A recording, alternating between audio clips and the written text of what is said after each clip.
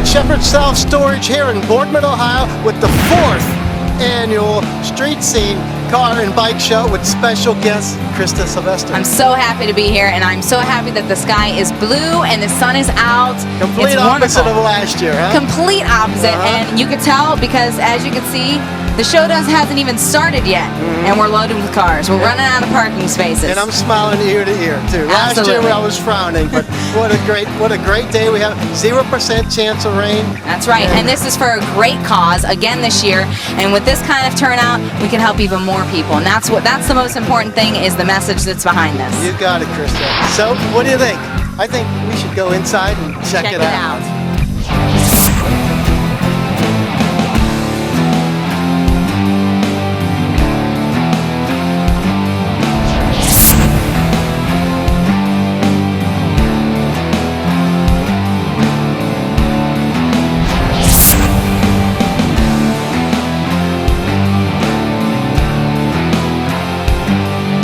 With me I have Megan Alishak, marketing manager from Armstrong Cable. Hi Megan. Hi. You made this thing possible this year. This is your first year with Correct. the show? Yes. What did you do? Well, we contacted lots of vendors, and of course Joe Sylvester was generous enough to give us this lot for the day. And everything came together. It came together. It's nice. What do you think? I think it's a tremendous turnout. We have beautiful weather, and everybody came out, filled the lot very quickly this year. So where's all the monies go for this? All the money that we make, all the proceeds go to Second Harvest Food Bank. So we ask that people bring food donations, and then anything we make from the 50-50 auction or the Chinese auction will go towards them.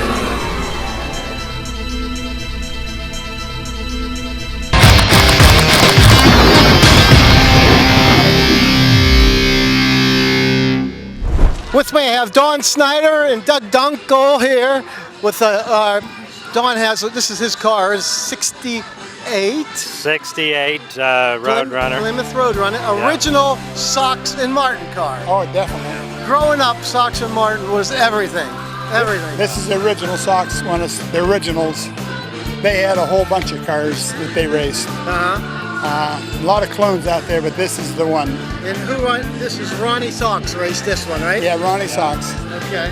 And what's so special about this one? The history of it and everything? Yeah, they used this for a lot of match racing. Nicholson and some of the other big competitors, they had match race.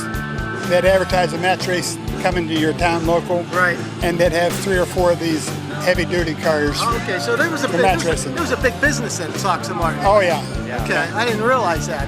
Yeah, in fact, they taught performance clinics at your local Chrysler dealership when they were racing in the different towns they raced in. They did clinics for performance for local drivers to enhance the performance of their vehicle. That's pretty good. They did that for what? Plymouth or Chrysler? Chrysler, yep, for Chrysler dealerships. And this car was originally a 383 car, but Sox and Martin couldn't wait for them to outfit a Roadrunner with the Hemi in it, so they got it and took the engine out immediately and put a race Hemi in it. It's a 65 race Hemi that's in this car currently, and was back then. What kind of history does this car have? This car, again, as Don said, it was match raced throughout all over against all the heavy hitters, a big crowd draw. This particular car was never restored. It's only had one repaint, exterior repaint. It's still all original underneath. The interior's original. And as I mentioned, the engine as well, the race Hemi, 65 race Hemi that's in the car. How long have you had her, Don? I've had the car about 15 years. I bought it from a friend of mine out of Asheville, North Carolina. He come by my house with this on a trailer, and he needed some money in a hurry. And That's how you buy them. That's a good way to buy them, yeah. So I took it off his hands. You do anything with it? Just show it, or just? We just park it in the building in our museum and leave it sit. That's it. You guys get anything new down there that we should be looking at? Not recently. A lot of customer vehicles we're working on right now, and ours kind of take a back seat here and there. So yeah, got your eye on anything? No, we got enough. You do have quite a few. I love going down that. We have no more room in our building, and It's either build a new building or Yes, I see or that. forget it. I think we'll forget it. The Fat and the Furious, they're doing it right out of your place Yeah, now. they're shooting down there at our building. Great, great. Hey Don, once again, thank you for the car this year. It's a beautiful car. Thanks Doug for getting it here today. No Doug problem. takes care, if you don't know Doug, Doug takes care of Don's cars for him. He does everything, right? He's the main man. He is the main man. Well, thank you.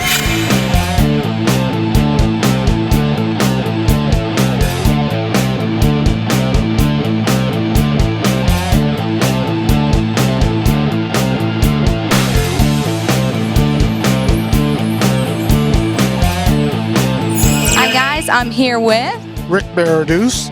Rick is here with his beautiful Corvette. He's going to tell us a little bit about it. Rick, tell me what made you get this car and how long have you had it? Well, I've been a Corvette man for a long time. This is my second one. Yeah. I bought it at auction, pretty cheap, Really? When did you get it? about 5 years ago. Okay. And you did tell me that it's pretty much all stock except you did replace the dash. And this roof here is actually something that comes stock with it. Very nice. And you're going to drop the top because it's a beautiful day, right? Mm-hmm. Yep. Okay. So do you plan on holding on to it, passing it down? Yeah. I know. I don't have no kids. So I'm older. It's mine. Okay. My midlife crisis, you say. Now how many miles do you have on it? 83. So it's like it's a baby yet. I don't drive it too much. Only at car shows. Well, it's beautiful. It's absolutely beautiful. They told me I got a historical place. They don't allow to drive the shows and parades. That's all I drive it anyways, except for the winter. That's right. Well, we don't want to drive that in the winter now. No. Well, thank you very much for telling us about it. It's a beautiful car.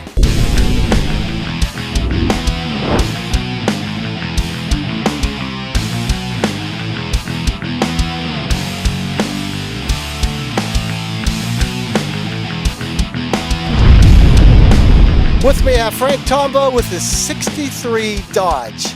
Stock, right? Yeah, pretty much stock. How long have you had this? I finished it up in the tribute year of 2013, so it was a 50-year tribute, 63 to 2013. So this is called a RAMCHARGER. Tell me about the RAMCHARGER. It's a RAMCHARGER clone. It's not the original factory car. I made it look like the factory car, just to bring back some old memories. Right.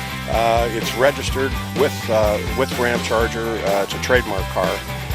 You're not allowed to run the striping or the name RAMCHARGER unless you have it registered. Okay, and you got it registered. Yes, I do. Okay, were these factory the RAMCHARGERs? Like, did they come like this from the factory? They made 50 of them. Chrysler made 50 of them to put out on a racing circuit. And they had the automatic model, which was the Candymatic, and then they had a Stickmatic, which was the 4-speed car. Okay, I see. So like the original one from the factory, were they lightweight or were They were the lightweight they were aluminum. lightweight? So Yeah. what they did with those? Oh, they were aluminum. Yeah, they had Oh, aluminum I thought front they end. dipped them. They didn't dip those? No, they were aluminum. Matter of fact, they had a sticker on the flat surface of the fender that said, "Please do not lean aluminum." So it was just the front end that was aluminum. That and the rear bumper, and some of them had an aluminum deck lid. Oh, okay. So tell me about this engine you got in here. It looks pretty beefy here. Well, it's a 440 block. It's a 69 440 block with a stroker kit in it, which puts it to 496. It's got a set of Edelbrock aluminum heads on it that are open to 300 CFM. It's got a 590 lift ISKI cam in it with a flat top piston. I cut the piston down. It wasn't 12.5. I brought it down to 10.2 so that I could street drive the car. And it's got an Edelbrock intake and a Holley Dominator carburetor on 1050 Dominator. So what's it mean when it says Max Wedge? Max Wedge was when Chrysler come out with their race version. They had the actual cylinder heads that were bigger ported. The blocks were basically the same, except they run a 12.5 piston in them opposed to the street version. And the porting on the heads and the intake were much larger, just for more performance. Oh, okay. To handle, they run two 4-barrels offset on them, and just to handle the fuel. So when you got this car, it was a Polara 500. Yeah, I bought this out of Michigan. It was a Polara 500 with the bucket seats and console. And I just decided I wanted to bring back some old memories. When I was a kid, I had one of these right before I went into service. So the body's basically all the same. Yeah, just the trim. Yeah, there's the trim stuff. Okay. The original version is the original RAMCHARGER is a 330 series, and then they have a 440 series, which has a little more trim, and then the 500 was their luxury liner in that year. You know, Frank, you did a nice job on it. How long did it take you to do this? Being an old man like I am, it took me, I was done in 13 months with the car. Oh, that's not bad. It's not bad at all. No, not too bad. I can't roll You still around have like money, I though. used You still have money left, right? to. A little bit left, yeah. Not much, huh? Yeah. It takes everything, huh? Yeah, I'm building a Coronet right now, and I'm trying to do get that set up for a Henry. What year? 65 Coronet two-door hardtop. There's a Chrysler Dodge man here. Yes, I am.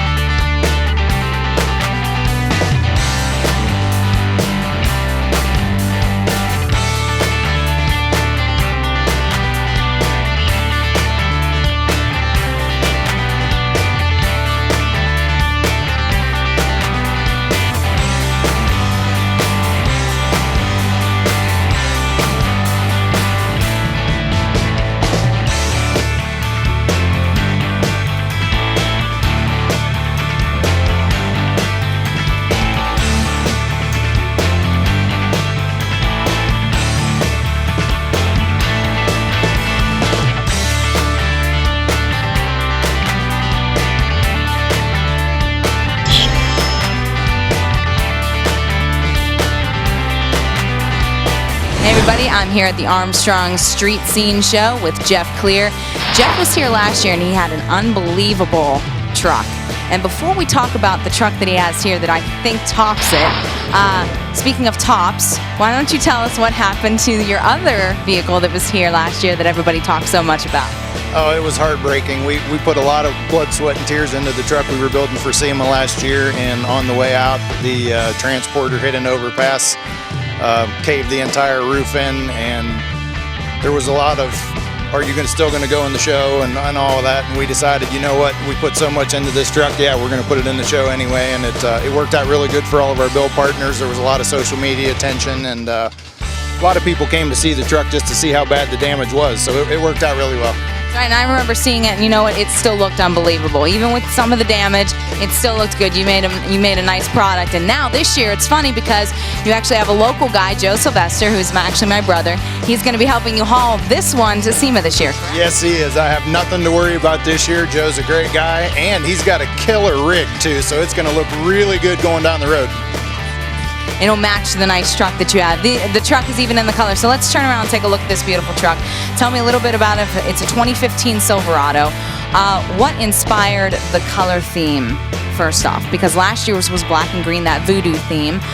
This year, this is the orange and black. What's the catch? Well, we wanted to do something completely different to kind of bring the evil voodoo into the light.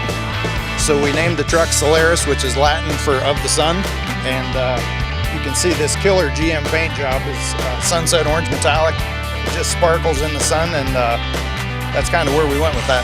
Beautiful. It's wonderful. Now, around the front, I noticed that you have a custom grill. You've got some different lights. You've got a different lift kit on it. You said about 9 inches of lift? We got about 9 inches of total lift. Yeah, we went with Fox coilovers this year in addition to our zone lift. They have a 50,000-mile warranty, which was very important to me. When we build these trucks for SEMA, this is my daily driver also. So I like to build a truck that I think the working man is going to build. So it's important to me to use quality components, and I still drive this truck every day back and forth to work. People see it all the time and post it on Instagram. I saw Solaris at Taco Bell, and you know, it's so it's important to me to keep components that I think the working man can do himself.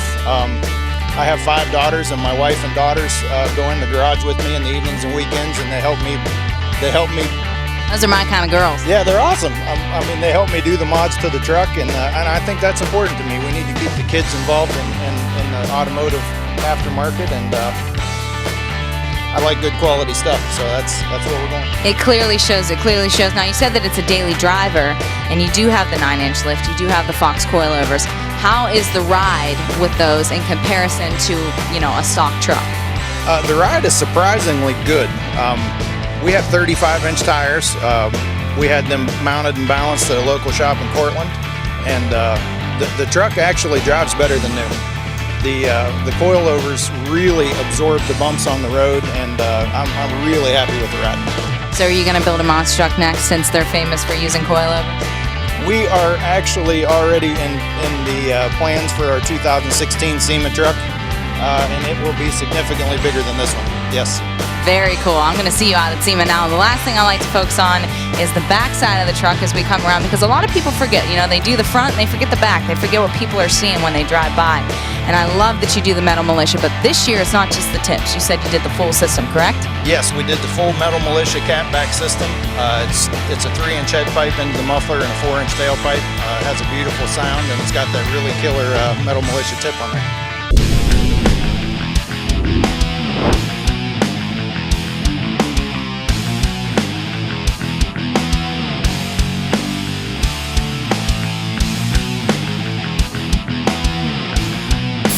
With me, I have Dave Fireberg from Millersburg, Ohio. How far is Millersburg from here, Dave? It's about an hour and a half drive from here. That's good. 2 hours at the most. Dave's got a 65 AC Cobra. Yeah. This is a kit car, right? Right, yeah. And who made this? The manufacturer is Hurricane Motorsports. Okay. And then I built the car complete. And the only thing I didn't do is paint it, and Auto Works out of Worcester, Ohio. Did the paint work on it and everything. So when you got this from Hurricane, what did you get? I got the body, I got the frame,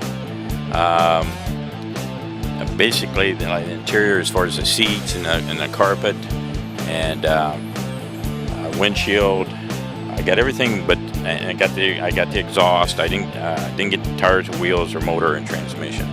I got the rear end. I got an independent rear end underneath it, and a gas tank, and then the aluminum that goes on the inside of it and everything. So you did, basically, you put this together yourself. Right. How about the engine? It's a 351 Windsor. Right. What year is that? It's an 84 block. An 84. You know what, Dave? I always thought, I got a 69 Cougar, and I got that 351 Windsor. And for some reason, I always thought that after 69, they went into the Cleveland. But they still made those. Yes, that's what they told me, because I called them to ask them about it. Why did you stick with the Windsor instead of the Cleveland? I got it. The engine came out of New Jersey from Engine Factory, and that's what they recommended. That's what they were building for the kit cars like this, these engines and everything. So I just went with what they told me to do. Because a lot of the guys like the Clevelands better. For some reason, you can build them up a little bit beefier. This is a nice paint job. I like the flames in there, the shadow flames in there. Yeah, they're just popping today with all the sun we got. Yes. It's got. When they asked me about the ghost flames and everything, and they said, well, how subtle you want it? And I said, I want it as subtle so I can get it. Yeah, you got it. You got to really look at them. You know, you walk around it, you don't see it, and all of a sudden you go, oh, wow, there they are. Yes. But it's got, the base coat is gold metallic. And they put 2 to 4 coats on that. And then they start stacking the red on top of it. And they only put 1 coat of red, and that's when they pulled the stripes off, or the tape off for the stripes, flames, I should say. And then they started stacking red on top of that, and they put 6 coats of red on it, and then 6 coats of clear. Well, what color is this? It's called Candy Apple Red. Candy Apple Red. PPG color, or is it? It's a House of Colors. House of Colors? Yes. Okay. This is really nice. Thank you. Really nice. And, how about the wheels? I love the wheels on it, too. Yeah, those American Racing Torque Fest 2s. Okay. And I got the tires and the rims and everything from Millersburg Tire.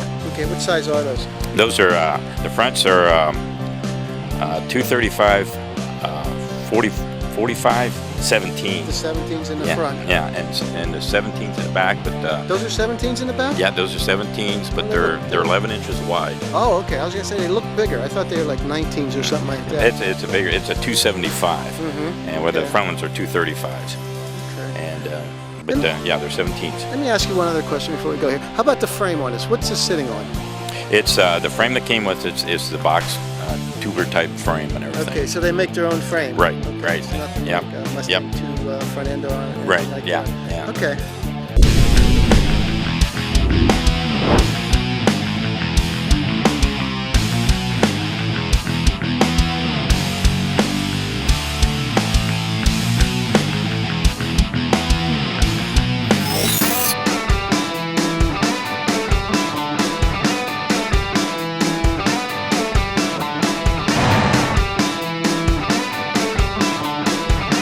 With me, I have Joe Mazzola from Ravenna, Ohio, in his 1970 Hemi CUDA. Correct. This thing's nice, Joe. Thank you. This is nice. I remember a couple years ago we did this car when you first pulled it out, and you were Rick's pick. Yes, I was over at the plaza, and it's changed since then.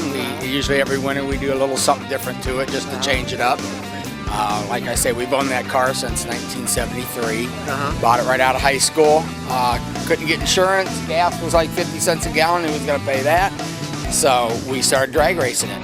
Drag raced it until 1980. Kids started coming, and it sat parked in my garage for over 20 years. And in 2009, we poured it out. Just figured we'd do show. So you got a 512 Hemi in this. Correct. Is there two different sizes to the Hemi? Well, this is actually a stroked Hemi. It's a 426 that's been stroked out, which is a bigger crank, and it comes out to 512 cubic inches, and it's like 511.9.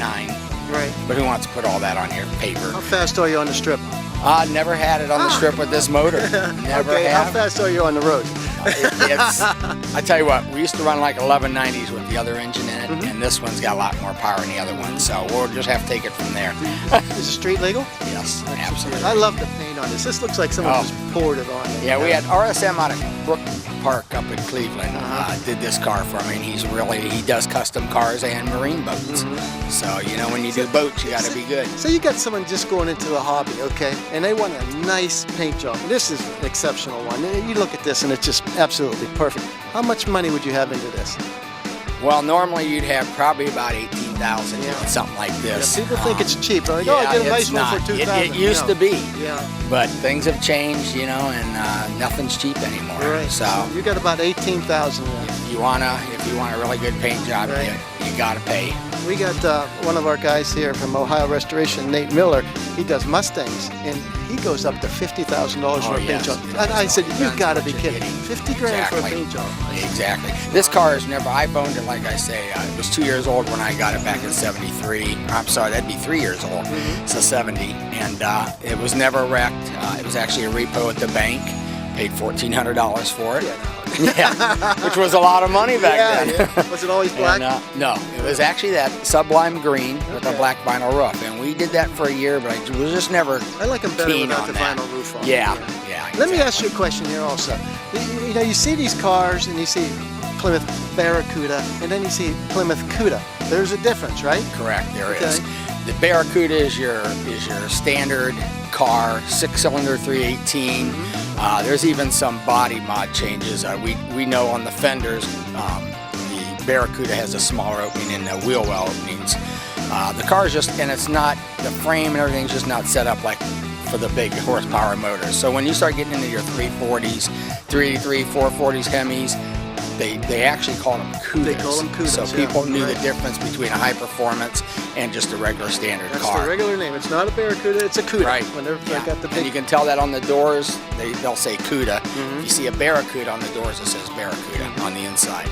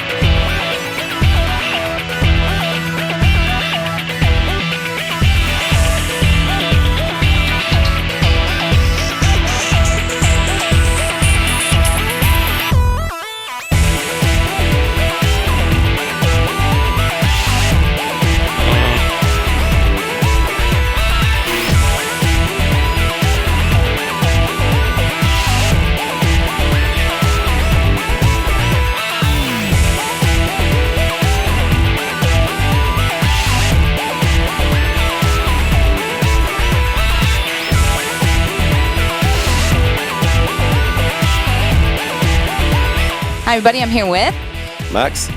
Max is here with his beautiful 370Z. So Max, you started telling us a little bit about it, and this seems like a really unique vehicle, so why don't you just fill us in? Yeah, I'm always pretty eager to kind of tell people about it. People tell me the car is pretty inspirational, like a lot of younger guys come to my shop, which I actually own in Maple Heights by Cleveland. I work on cars, I do tint windows and vinyl work and such. So the car really showcases what we're able to do. A lot of it was done in-house. And, you know, it's 2010, it's an Nismo edition, meaning it's kind of limited in production and different bumpers and different suspension components and such.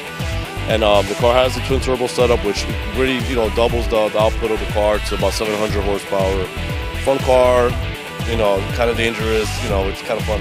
So, you know, pretty much it's all inside and out. It's been reworked, extensive amount of time and effort put into the car, and you got to keep going with it, you know. Very nice. Now, I love the carbon fiber hood. This is beautiful.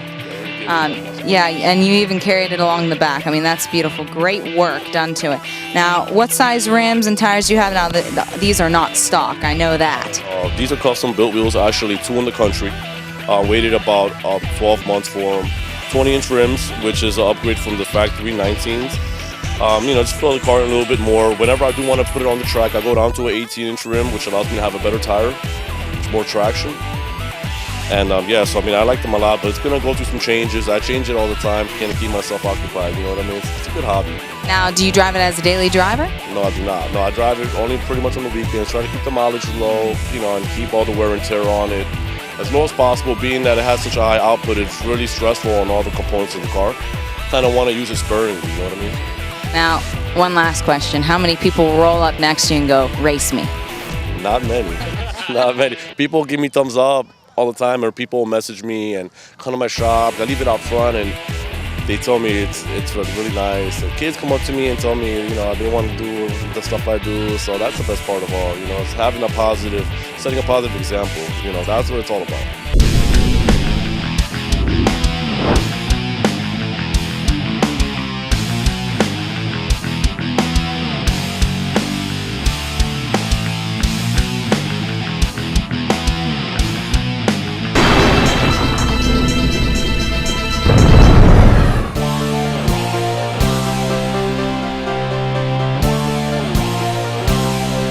With me, I have Kevin Callahan from Austintown, Ohio, in his '68 Volkswagen Baja.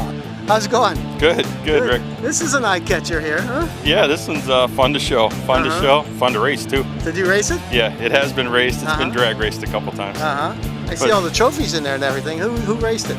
The trophies inside there are actually my stepfather, Phil Malsbury, when he raced it back in the 80s. And they are all from dirt track racing. The car is completely set up dirt track.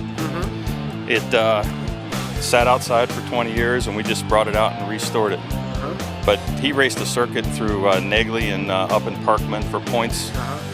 And these are all the trophies that are mounted in the back there, the plaques that he won in 83 and 84 for winning the points in all the races. So he built this all himself then? Him and his brother Scott put it all together. They welded it up, put the body on, everything. When you build something like this, what do you do? Is that the same frame on it? You just That's the exact same Volkswagen pan. Yep. Okay.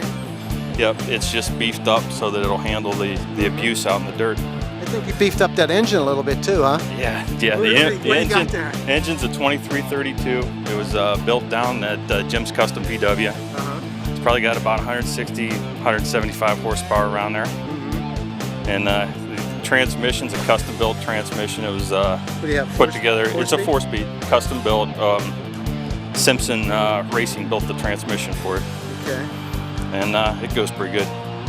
So when you got this, you restored it. Is it exactly the same? The engine? Do you have anything done to it, or you just keep it like that? The engine is completely different. Oh, okay. They ran a stock 1600 class, where this is a 2332. Okay.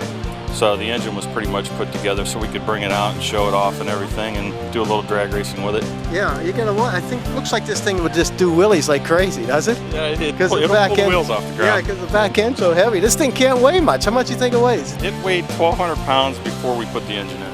Yeah. So it'll go. What a great looking car. When you come in here, I saw this thing. Look at this thing. Really nice. You're having fun with it then, right? Oh yeah. It's street legal and Me and everything? my wife enjoy coming out to the show, showing off the And that's her Volkswagen right next to you? Yeah, the yellow one, that was actually the first one restored. That's a 78 Super Beetle convertible. It's a Cabriolet. What color is that? That is Boyd Coddington yellow with Cadillac metal flake in it from 2003. That pops though, right? With this sun, boy, that thing just stands metal right flake up. brings out the I looked yellow. at it and I go, wow, look at that thing. It's just really nice. That engine also was built down at Jim's. It's pretty much just a stock engine with dual carbs on it so that we could keep the car in a stock format. Are these your main cars, main drivers? No. Oh, okay. No, These are your toys. These ones are toys. Okay, yeah. good. I actually have another one. It's right here. It's a 68 Pro Stock drag car. Oh, okay. Which we're going to have out at Quaker City for a couple bug runs that they're having points races at Quaker for. Sounds good.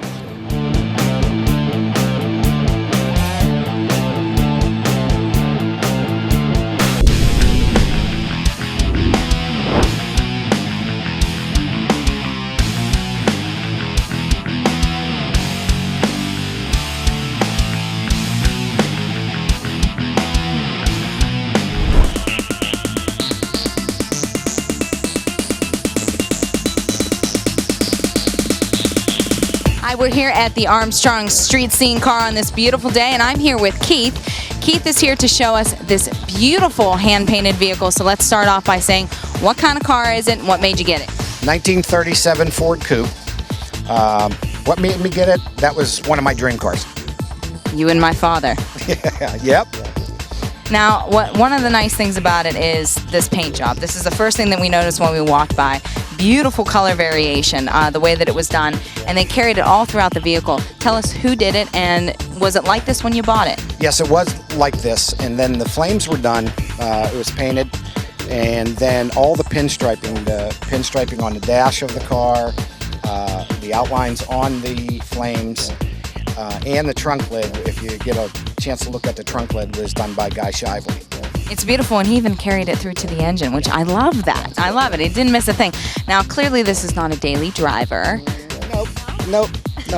How many miles are on? Since it's been finished, about 2,000. Okay, very nice. So it's a baby yet. Yeah, but I like using them. Absolutely. Now let's walk around.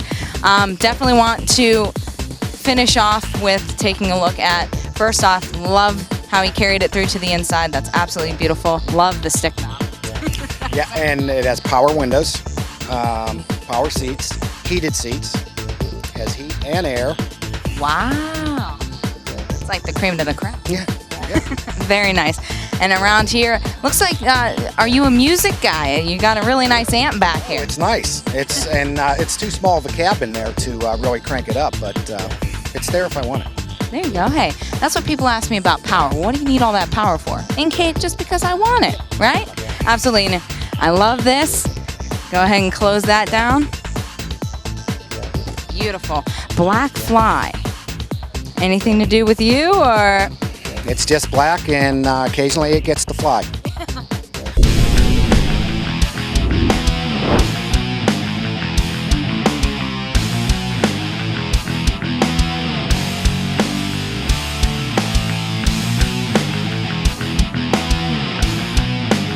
I've owned the car 30 years. It's a 69 Ford Fairlane Cobra Jet. Once I saw it sticking out of the end of the guy's garage, it was all over that. Just wanted to try something a little different, and I actually like it a lot. It rides very nice.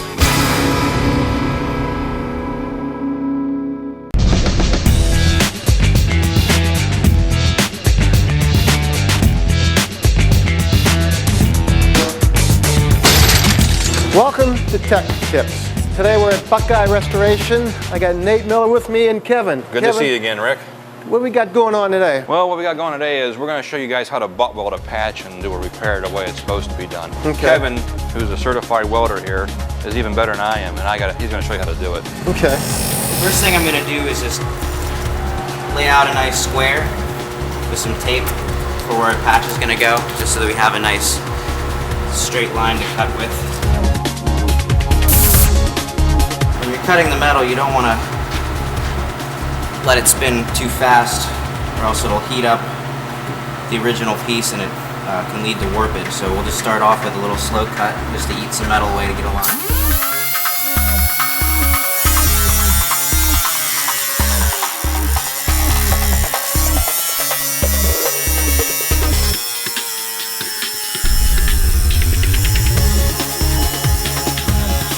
Alright, now that we've got a few channels laid out, we can turn up the speed a little bit and then we can just go ahead and take out the rest of the metal here.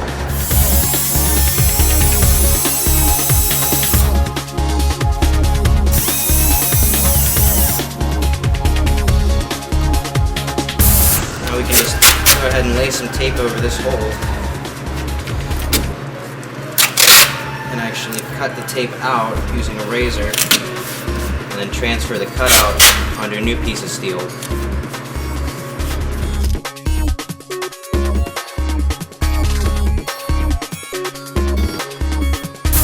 Right here we have a feeler gauge for the steel, so you pretty much just slip the metal into one of these slots. And that gauge is what size the metal is, right? Yes, Is that what okay. like the thickness. Okay, the thickness, all right.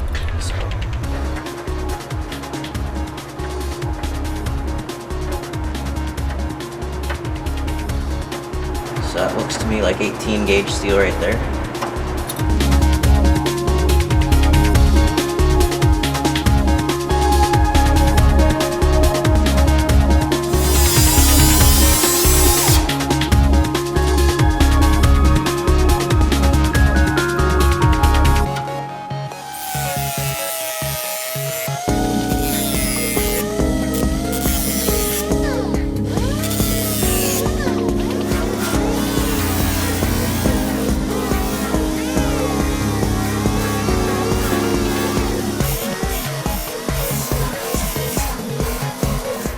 It's always important to make sure you have a good clean edge for your ground.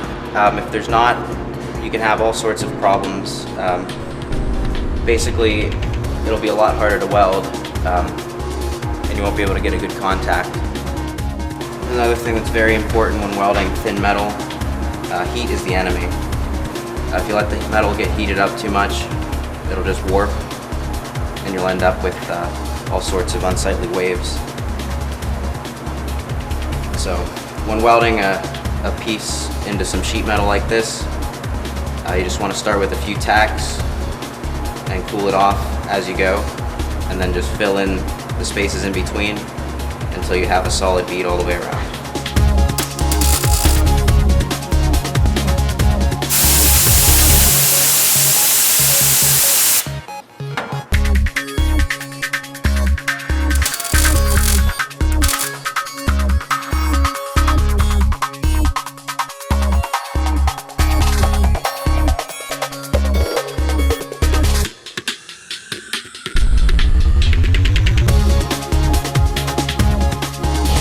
So now that we have a section of our patch completely welded all the way around, I'm just going to go ahead and use an angle grinder with a 36 grit disc and take off the majority of the metal just so that we can get it closer to the original without cutting through the original metal.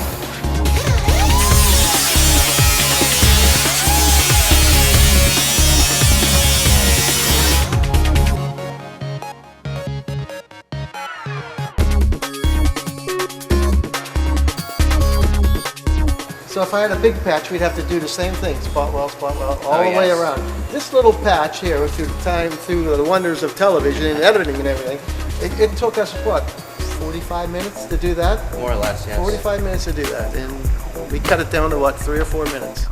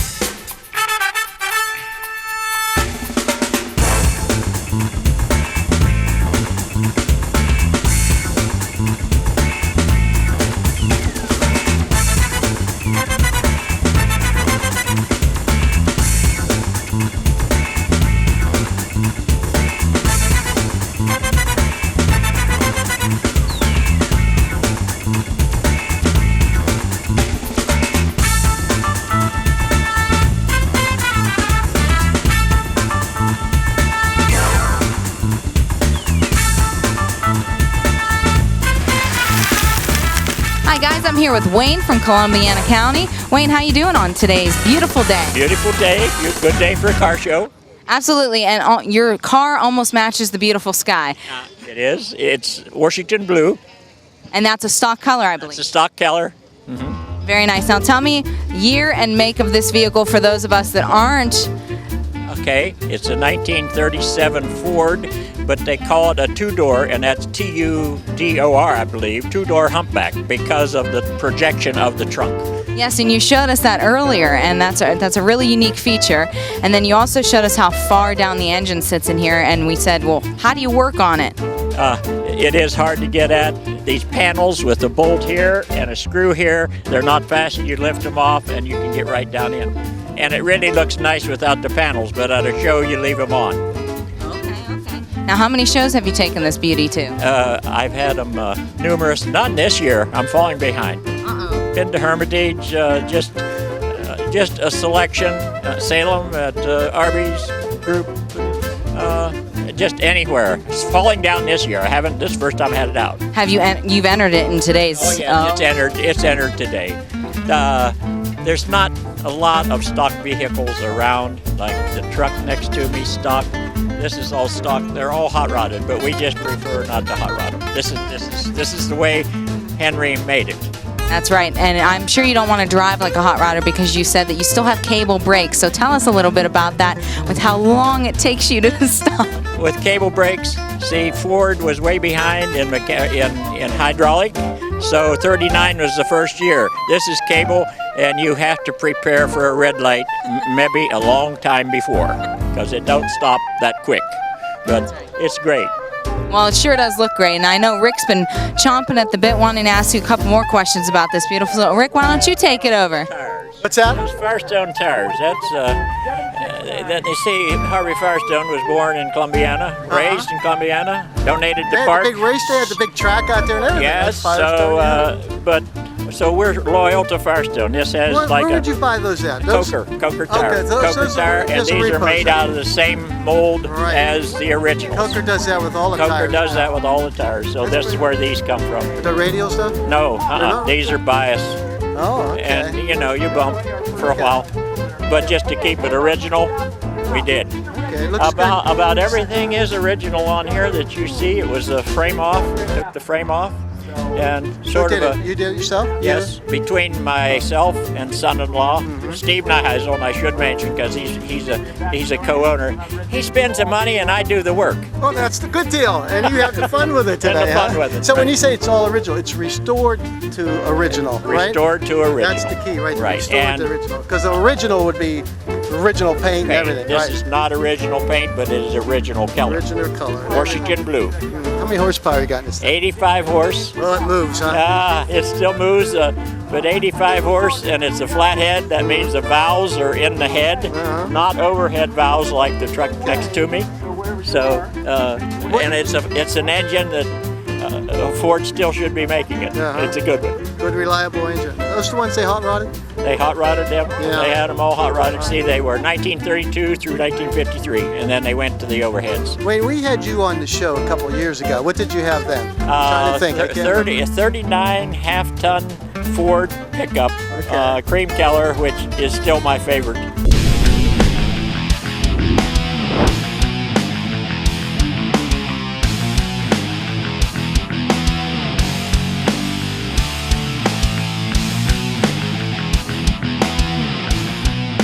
I'm here with Michael with his beautiful hot yellow Cobra. Tell us a little bit about it, what year it is, and how long you've had it. I've owned the car 30 years. It's a 69 Ford Fairlane Cobra Jet. Got a 428 C6. Got a fabricated 9-inch Ford rear end. It's all chrome moly chassis underneath it. It's actually a Pro Street, and it's a family car, and it was featured on Fat and Furious. That's really cool. So it's kind of like a superstar car. Yeah, I guess you could say that. Okay, and you race it yourself? No, the car's never been raced yet. It's all brand new, so we're still trying to work out some of the things that's wrong, and we'll get them right, but we'll be out. That's amazing. Now, how many races do you plan on taking it out to in the year? As many as I can get to. Work, as long as work allows it and stuff, but a lot of car shows. We'll be going to Ocean City, Maryland with it. Go up there for their big car show, but in local car events. Now, what made you want to get into this and purchase a car like this? It is a family tradition to have fast cars, and it's just a family event. You know, everybody, my dad, his dad, they all race cars, and it's just something we like to do. It's enjoyment. So it's in your blood? It's in the blood. You don't get rid of it.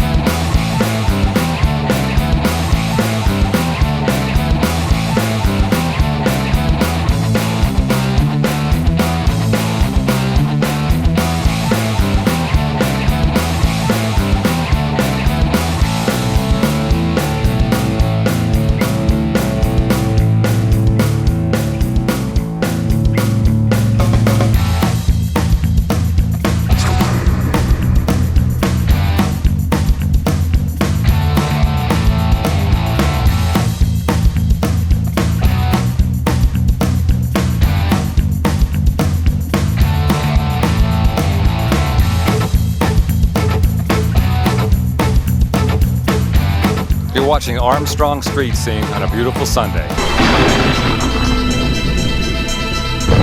With me, I have Bill Summers from Greenville, Pennsylvania, in his 37 Ford Coupe. How you doing, Rick? Good. This thing's a beaut. Thank you, thank you. This is a beaut. I was lucky to find this car.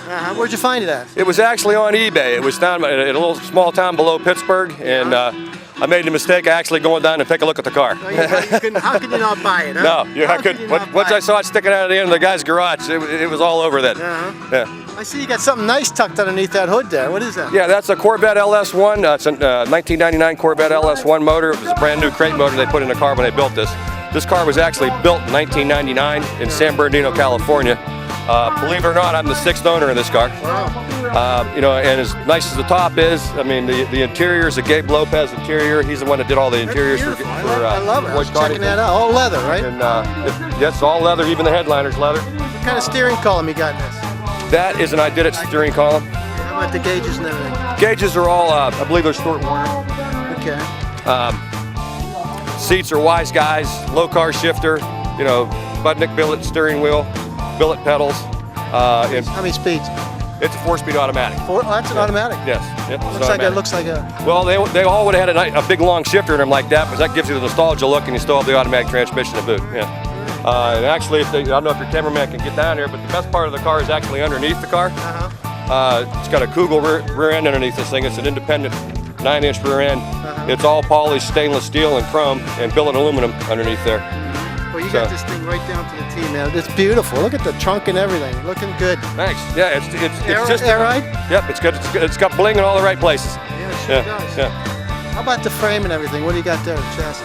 The frame is a TCI chassis. That's a homemade one? Or no, it's a custom-made chassis. Custom made, okay. Yeah, it was made for the car. A lot of people call these kit cars, but this really is, it's a custom-built hot rod. I mean, you couldn't buy all this thing in one box in a kit. Okay, so when you buy this car, okay, say you would have got it from the factory. What did you say it was again? 37 Ford. I mean, what manufacturer? It's a Minotti body, okay, when fiberglass you get the body. Minotti, what do you get, just the body? Yeah, that's just the body. That's all they would have supplied back then, and they're actually out of business now. They don't make any bodies anymore. You know, and I like. After that, it's up to you to do whatever. It's after that, whoever builds the car, it's whatever they do with the car. Yes, yeah. Because they didn't really make any 3-window coupes in 1937. They were all 5 windows. So this is actually they consider this. The other 2 windows were on the side. Yeah, they consider this a phantom body style, but it's been made into a 3-window. The back window's usually a lot smaller than that too, right? No, it's actually that size, but they were split. Okay. Yeah. What are you sporting on the rims there? Those are Boyd Coddington wheels. What size? 17s in the front, 20s in the back. Yeah, that looks good. That's a nice stance you got there and everything. Yeah, it's got they call it a rubber rake with the tires and everything. So. And you're from Greenville. Yes. Greenville, Pennsylvania, right across the line there. What do you guys got going on up there? Well, on the 4th of July, I run a show called the Heritage Day Super Cruise there. Last year I had between 500 and 600 cars there. It's all free. We give away 200 t-shirts to the first 200 that register. And then later on the day, I'll give away 200 bottles of wine with the t-shirt logo screen printed on it, so they're collectibles. As far as I know, I'm the only one in the country that does anything like that for a car show. How long have you been doing it now? This will be the 7th year for that. 7th year. So next year it'll happen again to 8th year, huh? That's so right. You have a good time. I heard about. Right. I missed it last year. I was ready to go. I forgot. And then, but I heard 500-600 cars there, huh? Yes, it is. Yeah. Where do you put them at? Right on Main Street. So Main Street Cruise, we block off all the streets and take over every street and available parking lot we can find to park everybody in. The best part about it for the car people, it's free to them.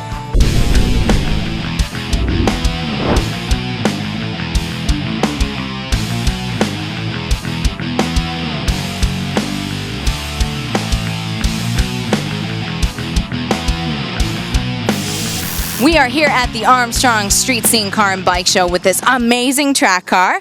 So tell us a little bit about it. It's a 74 Vega. It's all tube chassis car. It's got a real high winding small block Chevy in it with a Doug Nash 5-speed.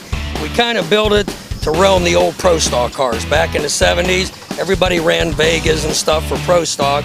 So we wanted to kind of get back to that, make it look and run like the old style Pro Stockers, you know, leaving with the wheels high in the air and screaming motors. And so we went through it and made it completely as much as we could to make it look like an old time Pro Stock car. So, but it's like I said, full tube chassis, small block Chevy, Ford Ren, Doug Nash 5-speed. It has all polished interior in the car like they did back in the day. I saw that. It looks amazing. I mean, this thing is clean. A lot of work to keep it polished, it'd be like a mirror. But it reflects on the car with the colors. So, but yeah, we enjoy racing. We go to some of the events, Quaker City and Salem, Thompson Raceway Park, Norwalk and stuff with it. And now, how long have you had this one specifically? This one for about 3.5 years. What I had a couple Pro Mod cars that you guys did, episodes on and stuff. But this is kind of getting back to good old grassroots racing, and it don't cost as much. Well, you like to save money and have fun. You can have one of these at $200 grand for them Pro Mod cars. Sure. So, but, and you build most of. I mean, you pretty much build these things yourself. Most of the parts, like the actual chassis, are built at a fabricator shop. But then we do all usually the aluminum work and the paint work and the motor work and stuff like that. But yeah, you got to take pride in what you do. So I've been doing it for like 46 years. So. We can tell you have a little bit of passion, just a little bit of passion for it. Yeah, it's fun. I mean, no matter how old you get, as long as you're able to get in them and race, I guess that's what you're going to do. Youngstown was brought up on drag racing, We raced back in the 60s at Drag City, Quaker City, stuff like that, and it was, kind of bred into you, so that's what you're going to stick with, you're from Florida. We got boats down there, but we got race cars here. Oh, well, I'm originally a Youngstown girl, and I mean, when I was young, we used to go around and look at these things, and my father would say, well, this is what this does, and this is what that does, and once it's in your blood, you don't get it out. Like I said, I've had boats and jet skis in Florida. You always go back to race cars. It's just a little bit easier, Well, this thing looks amazing. It looks wonderful. Good luck in any races that you have. One of the cleanest I've seen, I got to tell you. Yeah, we take pride in doing it, so.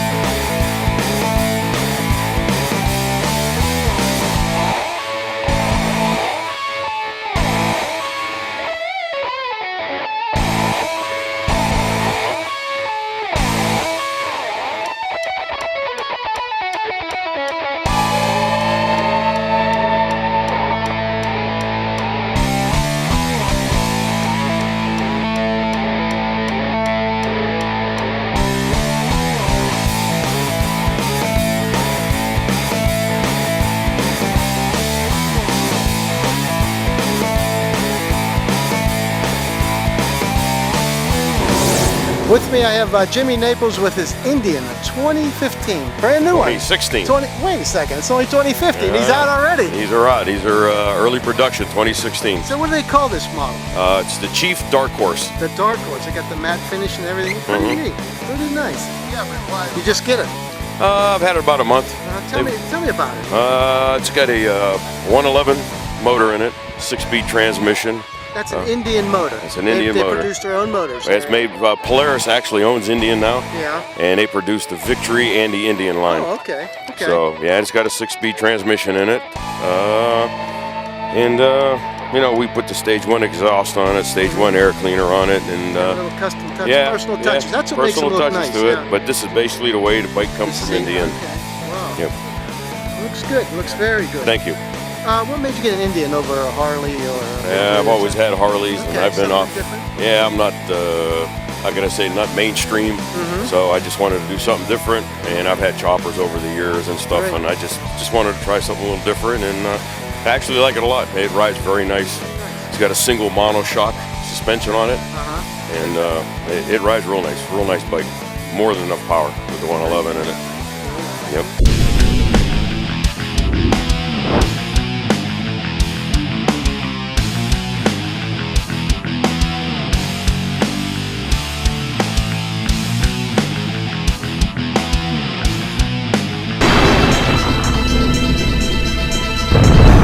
This is for my mom. She used to go with me to car shows. She was 93 years old before she's riding this. This thing is stock. All original. All original. Yep.